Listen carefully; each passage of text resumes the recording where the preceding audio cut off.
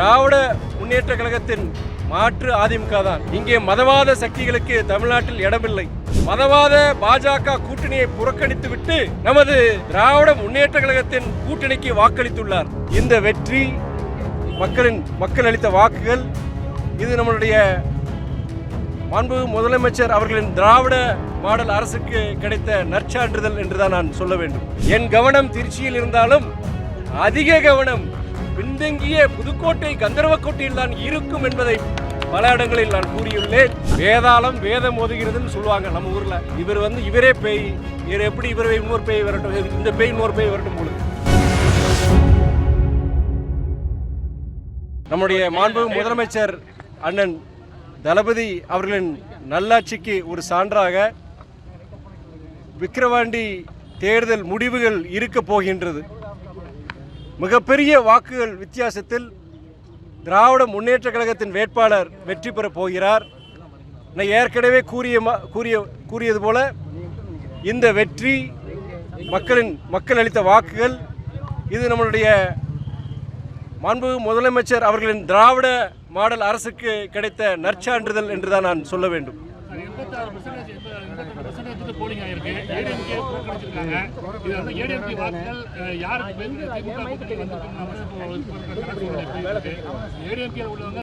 திராவிட முன்னேற்ற கழகத்தை எதிர்த்து பாட்டாளி மக்கள் கட்சி, அதாவது பாஜக கூட்டணி தான் சொல்லணுமோ. நான் ஏற்கனவே சொன்னேன், திராவிட முன்னேற்ற கழகத்தின் மாற்று அதிமுக தான். இங்கே மதவாத சக்திகளுக்கு தமிழ்நாட்டில் இடமில்லை. இந்த தேர்தலை அதிமுக புறக்கணித்திருக்க கூடாது. அதிமுக வாக்காளர்களும் இந்த முறை மதவாத பாஜக கூட்டணியை புறக்கணித்துவிட்டு நமது திராவிட முன்னேற்ற கழகத்தின் கூட்டணிக்கு வாக்களித்துள்ளார். நான் என்னுடைய நாடாளுமன்றத்தில் என் கன்னி பேச்சில் நான் குறிப்பிட்டது, அதை மைக்கு அவங்க 2 நிமிஷம் பேச விட்டாங்க, அதுக்கப்புறம் மைக்கு பிடிங்கிட்டேன். இருந்தாலும் என்னுடைய உரத்த குரலில் 3வது செய்தியாக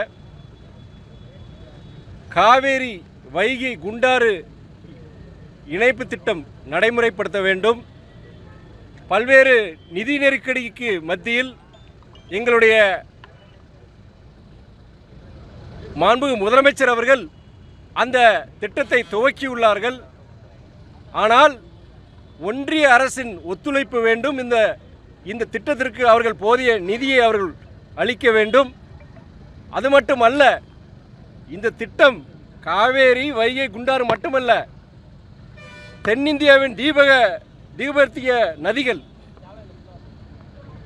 மகாநதி, கோதாவரி, கிருஷ்ணா, பெண்ணார், காவேரி, வைகை, குண்டாறு, இதுதான் அந்த முழுமையான திட்டம். கிட்டத்தட்ட 5 மாநிலங்கள், தென் மாநிலங்கள் பயன்பெறும். தமிழ்நாட்டிலும் கிட்டத்தட்ட 5 மாவட்டங்கள் பயன்பெறும்.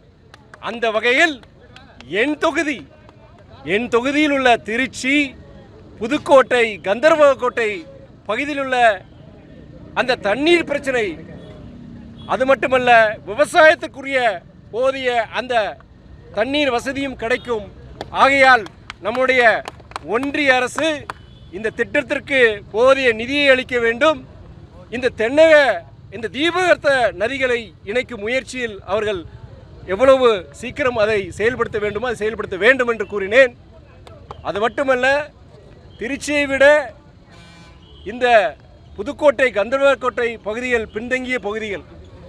என் கவனம் திருச்சியில் இருந்தாலும் அதிக கவனம் பின்தங்கிய புதுக்கோட்டை கந்தர்வக்கோட்டையில் தான் இருக்கும் என்பதை பல இடங்களில் நான் கூறியுள்ளேன்.